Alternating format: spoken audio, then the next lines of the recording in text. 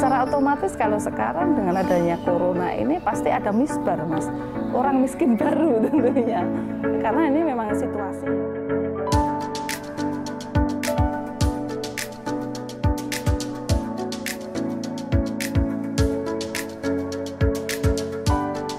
Ngobrol lagi sama Mbak Yani.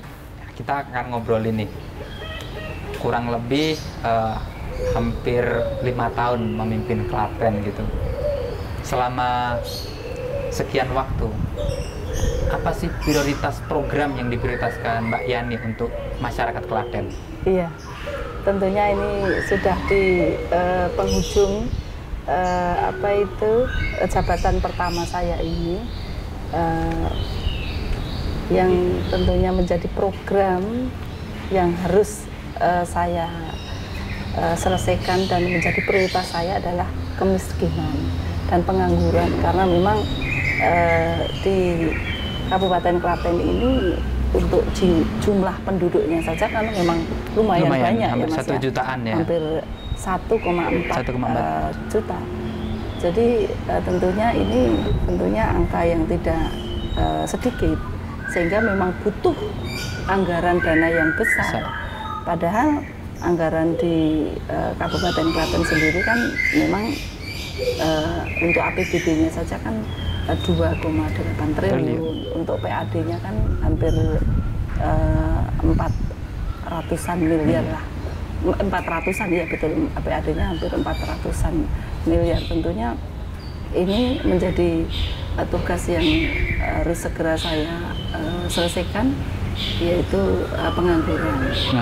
Karena apalagi ada corona ini kan tentunya banyak sekali karyawati yang di PHK atau dirumahkan, sehingga menjadi pemikiran saya untuk para masyarakat yang di PHK atau dirumahkan ini nanti bagaimana tahun 2021 nanti bisa bekerja lagi, bisa tentunya berkarya lagi, sehingga angka tentunya pengangguran yang ada di Kabupaten Klaten ini segera bisa kita selesaikan. Dan tentunya kami pemerintah daerah Kabupaten Klaten saat ini sudah menyusun revisi RT/RW yang ada di Kabupaten Klaten, sehingga kami menambah dari revisi RT/RW itu kami akan menyiapkan zona industri yang ada di Kabupaten Klaten, sehingga dengan zona industri ini akan ada investor masuk. Dengan adanya investor masuk ini nanti akan membuka lapangan pekerjaan tentunya, sehingga zona industri ini nanti akan menambah peluang masyarakat Klaten untuk bisa bekerja dengan adanya industri-industri yang ada. Di sisi lain Kabupaten Klaten ini adalah selaku atau sebagai kabupaten lumbung atau kabupaten lumbung pangannya, lumbung pangan ya Mas, lumbung pangannya tingkat Jawa Tengah atau nasional, sehingga di sisi lain sawah-sawah lestari yang ada di Kabupaten Klaten tetap harus kita jaga atau kita pertahankan, sehingga dua sisi ini memang tidak mudah, karena di sisi lain harus mempertahankan lumbung pangannya Jawa Tengah ataupun nasional, di sisi lain angka pengangguran yang ada di Kabupaten Klaten ini harus kita selesaikan. Tapi dari kami sudah bekerja sama dengan lembaga lembaga pihak ketiga, bahwa untuk mensurvei kenapa kok ada angka pengangguran yang cukup besar di Kabupaten Klaten, tentunya dengan jumlah penduduk yang besar itu tadi. Kami melakukan survei itu bahwa anak-anak Kabupaten Klaten ini memang relatif lebih suka bekerja di luar Klaten, atau merantau ya, di Jakarta, di Bandung, di Batam. Kalau anak-anak perusahaan-perusahaan yang ada di kabupaten saat ini kan banyak sekali membutuhkan karyawan, tapi anak-anak kurang tertantang. Dari hasil survei saya itu memang kurang tertantang untuk bekerja hanya di Klaten saja. Itu yang menjadi tentunya pemikiran besar saya, bagaimana saya bekerja sama dengan para pengusaha yang ada di Kabupaten Klaten ini, apakah nanti dari tentunya uang kesejahteraannya kurang atau belum sesuai UMK atau bagaimana, sehingga tentunya anak-anak ini tidak, yang tentunya belum bekerja ini tidak usah berpikiran saya itu, karena dari hasil survei begini Mas Danang, anak-anak Klaten itu kalau saya bekerjanya hanya di Klaten dan apa ya masih tinggal dengan orang tua, itu sama saja saya itu kayak belum bekerja, belum mandiri, pemikirannya belum mandiri, iya. Makanya mereka anak-anak dari hasil survei itu lebih suka kerjanya di ibu kota, sehingga nanti saya kerjasama dengan tentunya pihak para industri yang ada di kabupaten. Nanti ada apa ini?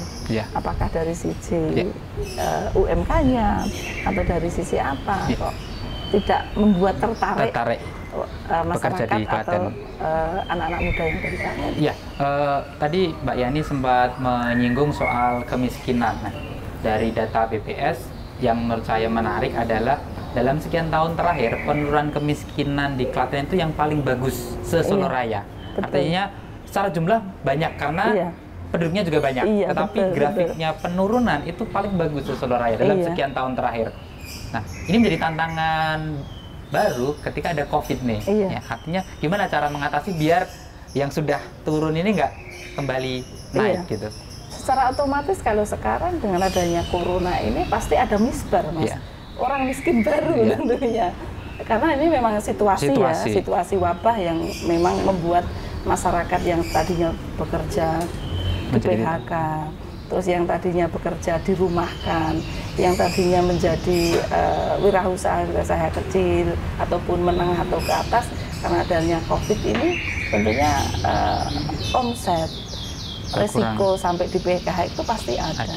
Kami sudah memformulakan anggaran APBD kami untuk tentunya jaring pengaman sosial, jaring pengaman ekonomi di tahun yang akan datang akan kami persiapkan untuk tentunya menangani ekonomi yang ada di Kabupaten Klaten ataupun kemiskinan yang ada di Kabupaten Klaten. Ya, selama kurang lebih hampir 4 tahun ini Mbak Yani memimpin, kan boleh dibilang Klaten juga syarat dengan prestasi nih, prestasi yang diberikan dari pusat terutama cukup banyak nih. Mungkin bisa diceritakan upaya yang dilakukan Klaten hingga akhirnya mendapat sejumlah penghargaan nih dari pemerintah pusat juga.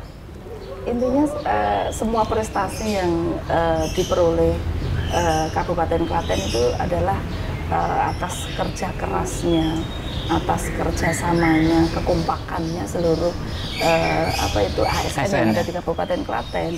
Saya sangat salut, saya sangat bangga memiliki ASN yang sangat tentunya sangat kuat, sangat kompak, sehingga prestasi-prestasi yang diperoleh ini adalah hasil dari buah kerjasama, hasil kerja kerasnya seluruh ASN Klaten. Tentunya kalau saya kan selaku yang leader yang memberikan perintah ini, pokoknya ada ada kegiatan semuanya harus sesuai. Gitu, kalau memang ada perlombaan harus mendapatkan juara. Yang menjadi sangat bangganya saya bahwa Kabupaten Klaten selama 2 tahun berturut-turut mendapatkan opini dari BPK, yaitu BTP. Ini. Itu tentunya hal yang sangat luar biasa. Membanggakan sekali. Dan membanggakan. Ini tadi ngobrol soal ASN nih, kebetulan. Nah, ada ribuan ASN nih di Klaten, untuk beragam gitu, dengan pola ini nih. Pernah nggak sih marah sama ASN gitu? Marahnya Mbak Yani itu seperti apa gitu kalau sama ASN gitu? Marahnya ya pada saat di forum rapat saja ya Mas, jangan di sini. Ya biasa, seorang pemimpin, seorang kepala daerah pada saat tentunya target program tidak tercapai, disitulah saya akan marah kepada anak buah. Jadi kalau semuanya sudah targetnya, programnya sudah dilancarkan sesuai dengan perencanaan, ya saya tidak marah. Tapi pada saatnya tentunya ASN saya, kepala UPD saya tidak melaksanakan apa yang menjadi perintah, menjadi prioritas program saya, ya itu marah saya akan keluar. Ya, karena program yang digarap, yang dicetuskan belum sesuai target. Sesuai target, iya. Gimana sih mendorong ASN biar targetnya bisa tercapai, artinya apa yang diprogramkan jalan gitu, apakah dikawal setiap hari atau memberikan mereka arahan-arahan khusus gitu, Mbak Yani? Saya itu orang yang sangat terbuka, Mas Danang. Jadi saya sangat welcome dengan jajaran saya, kepala UPD. Tentunya di setiap bagian beda-beda ya. Programnya juga beda-beda sehingga mereka setiap tahun saya targetkan di perencanaan di Bapeda bahwa kemiskinan kita tahun ini harus turun. Seperti di BPKD bahwa kita harus WTP. Seperti di lingkungan hidup bahwa kita harus memperoleh adipura. Gitu. Itu semua saya targetkan. Jadi targetnya jelas banget itu ya. Iya, setiap OPD saya panggil Mas ke kantor atau ke rumah. Setiap OPD bahwa target kita harus BTP, target kita harus adipura. OPD saya undang dengan Pak Sekda, dengan asisten yang membidangi gitu ya. Untuk tentunya menyiapkan segala sesuatunya, baik itu perencanaan, anggaran dan yang lainnya.